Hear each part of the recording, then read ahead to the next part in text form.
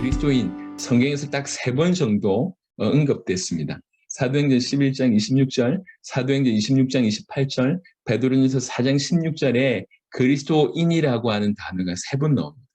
그리스도인이라고 하는 단어는 그리스도이신 예수님에 대한 믿음을 고백하는 자, 내지는 그리스도를 닮은 자, 또 내지는 특별히 그 시대에서는 그리스도에 속한 이런 부분이 좀 많았던 것 같아요. 그리스도에게 속한, 그래서 그리스도의 군사, 그리스도의 가족, 그리스도의 지지자, 그리스도에게 속한 이 사람들을 그리스도인이다 이렇게 표현을 한 것 같습니다.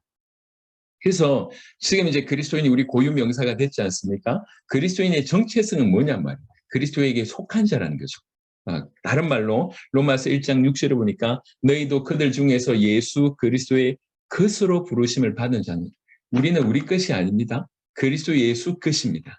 우리는 우리의 소유가 더 이상 우리에게 있지 않습니다. 그분에게 있습니다. 고린도전서 3장 26절에 너희는 그리스도의 것이요 그리스도는 하나님의 것이니라. 우리가 그리스도이신 예수님을 우리 주인으로 모시는 순간 그분이 우리 모든 것의 소유주가 되신 것입니다.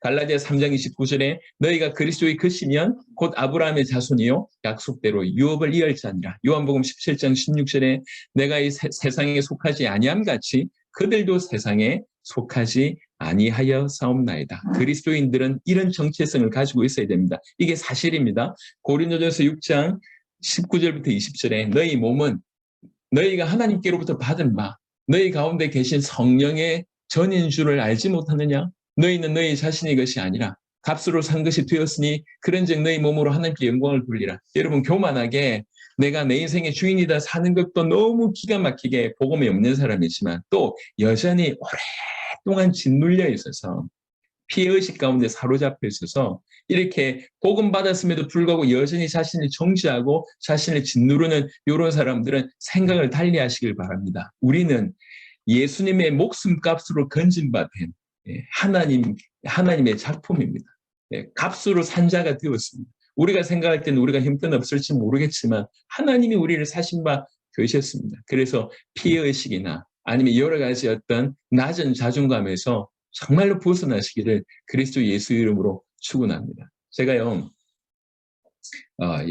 제가 이제 이렇게 쭉 달려가는데 예전에는 제가 컴플렉스가 굉장히 많았어요. 컴플렉스가 여러분들도 마찬가지 않습니까? 저는 일단 컴플렉스 중에 하나가 뭐였냐면 목소리였어요.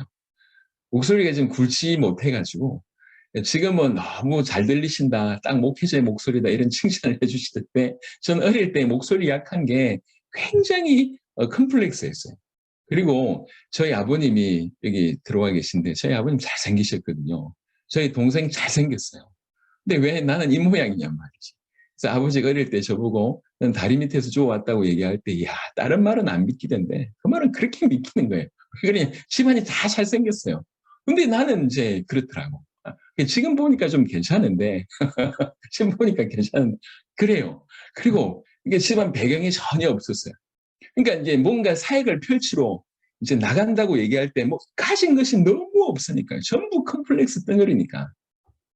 네, 어느 순간 저는 딴 게 아닙니다. 이 복음의 가치가 발견되니까 이 복음이라면 전 세계를 살릴 수 있겠다고 여겨지는데 이 복음이 나에게 왔을 뿐만 아니라 내가 이 복음이 크다라고 하는 것을 내가 하나님의 은혜로 내가 그것을 깨닫게 된 거잖아요. 이 복음을 다 가지고 있는데도 불구하고 대부분 그 복음의 가치를 모르고 있는데 하나님의 은혜로 이것들이 복음이 나한테 온 것만 해도 기가 막힌데 이게 너무 귀하다는 것이 저한테 깨달아지니까 그리고 나서 이제 믿음으로 나가면서 장애되는 것이 너무 많았지만 그것이 하나도 이 복음 들고 나가는데 방해 안 되도록 하나님 만드시죠. 요즘에는 제가 이제 너무 자신감 있게 사니까 제 와이프가 너무 이제 이렇게 옆에서 공격을 많이 합니다. 교만하다면서. 나이 들면 버리겠다는 둥, 이런 얘기를 계속 하는데, 계속 핍박을 하고 있습니다.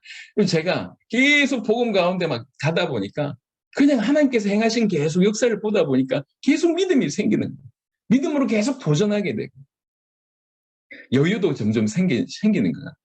여러분, 우리가 그리스도 예수의 것입니다. 그분의 목숨값으로 삼바된 존재입니다. 이게 우리의 정체성입니다. 내가 누구보다 상대적으로 떨어지고 못하고 못 가졌고 중요하지 않습니다. 중요하지 않습니다. 여러분, 우리는 찰나잖아요.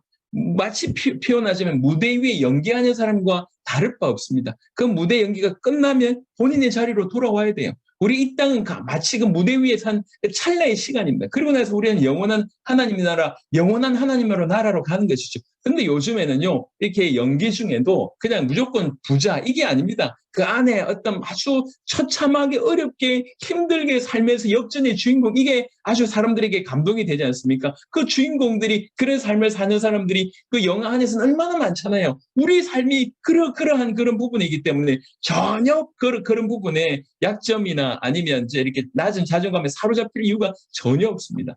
복음 앞에서 저와 여러분들 자신을 발견하게 되길 바랍니다. 남들보다 비교해서 높다 낮다를 떠나서 복음에 대면하시길 바랍니다. 이 복음을 가진 자답게, 이 복음으로 말미암아 살아난 자답게, 그리고 이 복음으로 전 세계를 살릴 자답게 여러분들이 이 복음으로 여러분 자신을 보신다 그러면 분명히 새로워지리라 확신합니다. 골로새 3장 9절부터 10절에 보니까 너희가 서로 거짓말을 하지 말라. 옛사람과 그 행위를 벗어버리고 새사람을 입었으니 우리는 새사람을 입었습니다. 옛사람이 버림받아졌고 새사람을 입은 자가 되었습니다. 이는 자기를 창조하신 이의 형상을 따라 지식에까지 새롭게 하심을 입은 자니라. 지식에까지 모든 영역에서 새롭게 하심을 입은 자가 되었습니다. 저는 복음을 이해하기 전, 이 복음을 진실로 받기 전과 받은 후에 인생이 너무 극적으로 바뀌었습니다. 너무너무 극적으로 바뀌었기 때문에 어떤 분들은 제가 과거에 굉장히 소심했다고 얘기하면 안 믿으시더라고요. 제가 굉장히 소심했어요. 나이 20살 때 웃을 때도 호호호 이리 웃었다니까. 여러분 안 믿으실지 모르겠지만 굉장히 눌려 있었습니다. 친한 친구 한 명도 없었습니다. 이제 복음 받고 나서는 이제 전 세계의 세계복음을 같이 할 수 있는 주님 오실 때까지 동력할 수 있는 동력자들이 계속 생겨요. 복음이 우리를 바꾸는 거 아닙니까? 우리가 가지고 있는 이 땅에서의 소유가, 이 땅에서 내가 가지고 있는 능력이 뭐가 그리 대단합니까? 그거 없다고 무너진다? 아니지 않습니까? 복음의 귀함을 깨달으시고 복음으로 우리가 그리스도의 것이 된, 그리스도의 소유가 된 그리스도인이라고 하는 사실을 정말 발견하게 되기를 바랍니다. 베드로후서 1장 4절에 이로써 그 보배롭고 지극히 큰 약속을 우리에게 주사, 자세하게 보세요. 이로써 그 보배롭고 지극히 큰 약속, 이것이 우리에게 있다는 거예요. 이 약속으로 말미암아 너희가 정욕 때문에 세상에서 썩어질 것을 피하여 신성한 성품에 참여하는 자가 되게 하려 하셨느니라. 이 보배롭고 지극히 큰 약속도 우리에게 주어졌고 너무 놀라운 것은 신성한 성품에 참여하는 자가 되었습니다. 주의 성령이 우리 안에 오셔서 아까 에스겔 우리 36장을 보셨지 않습니까? 우리 마음에 새 영이 임하셔서 우리 마음을 하나님께서 움직이신다고 얘기하지 않습니까? 그 하나님께서 우리를 그 신성한 성품에 참여하는 자가 되게 하셨다고 성경은 얘기하고 있습니다. 나아가서 골로새 3장 3절에 이는 너희가 죽었고 옛사람이 죽었다는 얘기입니다. 끝났습니다. 너희 생명이 그리스도와 함께 하나님 안에 감추어졌습니다. 너무 놀랍지 않습니까? 절대로 이 생명은 잃어버릴 수가 없습니다. 하나님 안에 감추어져 있습니다. 요한일서 4장 15절에 누구든지 예수를 하나님의 아들이라 시인하면, 예수님을 하나님의 아들 그리스도라고 시인하면 하나님이 그의 안에 거하시고 그도 하나님 안에 거하느니라. 이것은 진리입니다. 변개될 수 있거나 변질될 수 있는 성질이 못 됩니다. 그러하기 때문에 우리 그리스도인이 바로 이 정체성을 가지고 있기 때문에 그리스도인들은 순종하며 살아야 됩니다. 또 다른 말로 이렇게 좀 표현할 수 있겠습니다. 베드로전서 2장 21절에 이를 위하여 너희가 부르심을 받았으니 그리스도도 너희를 위하여 고난을 받아서 너희에게 본을 끼쳐 그 자취를 따라오게 하려 하셨느니라. 우리는 믿는 자로서 그분을 따라가는 자가 되어야 됩니다. 예, 어떤 내적인 부분뿐만 아니라 삶적인 부분들도 우리는 그분을 따라가야 됩니다. 그분을 따라서 흠도 점도 없는 모습으로 계속 성장해야 될 뿐만 아니라 그분이 이 땅에 영혼을 구원하고 전 세계를 살리기 위해서 행하셨던 바로 그 행함을 우리는 따라가야 됩니다. 세계복음화, 영혼 구원, 나와 상관없다 천만의 말씀. 여러분들이 하나님의 사람이 맞고 하나님이 여러분 안에 거하시면 여러분들을 하나님께서 그렇게 인도하실 것입니다. 그거에서 예외될 수 있냐? 없습니다. 전혀 없습니다. 갈라디아 3장 11절 또 하나님 앞에서 아무도 율법으로 말미암아 의롭게 되지 못할 것이 분명하니 이는 의인은 믿음으로 말미암아 살리라 하였습니다. 의인이 살아가는 유일한 방법이 하나 있습니다. 그게 뭐냐? 그게 믿음입니다. 최근에 여러분들은 믿음을 얼마나 사용해 본 적이 있으십니까? 여러분, 우리가 얼마나 이제 이렇게 좀 심각한 정도로 당한 상태이냐면 믿음으로 사는 방법이 있습니다. 우리 상태에 따라서 제가 말씀드리면 믿음으로 사는 방법 어렵지 않습니다. 여러분 생각하고 반대로 살면 믿음으로 사는 거예요. 왜 그러냐? 우리가 너무 무너져 있으니까 습관적으로 하는 모든 것이 불신앙으로 치우쳐져 있습니다. 여러분 가만히 생각해 보세요. 믿음을 사용해야 될 영역이 없습니까? 여러분들이 사람들을 만날 때, 여러분들이 이 차를 탈 때, 저 차를 탈 때, 이 사건을 하고 저 사건을, 이 일을 하고 저 일을 할 때 수많은 부분에 우리는 믿음으로 얼마든지 사용할 수 있습니다. 얼마든지 사용할 수 있습니다. 하지만 사용하지 않습니다. 차가 늦어요. 약속 시간 있는데 차가 늦어요. 그러면 불평하거나 늦으면 어떠지 걱정을 하지. 그 순간에 그 늦는 상황 가운데 우리는 믿음을 사용할 수 있습니다. 하나님 그 차가 빨리 오게 하시든지 아니면 혹여 제가 늦더라도 그 모든 상황 속에서 하나님 지켜달라고 얼마든지 우리는 그 모든 상황 속에서도 믿음을 사용할 수 있습니다. 하지만 하지 않습니다. 왜 그렇습니까? 이미 익숙해요.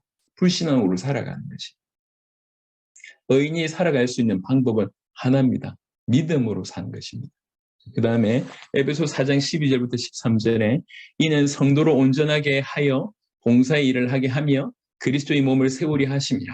우리가 다 하나님의 아들을 믿는 것과 하나님의 아들을 아는 일에 하나가 되어 온전한 사람을 이루어 그리스도의 장성한 분량이 충만한 데까지 이르리니 우리는 그리스도의 장성한 분량이 충만한 데까지 이르는 삶을 살아야 됩니다. 어떻게 하면 됩니까? 온전한 사람이 되면 됩니다. 어떻게 해요? 하나님 아들을 믿는 것과 아는 일이 하나가 되어서 꼭 이렇게 되기를 그리스도 예수 이름으로 축원합니다. 로마서 14장 8절에 우리가 살아도 주를 위하여 살고 죽어도 주를 위하여 죽나니 그러므로 사나 죽으나 우리가 주의 것이로다.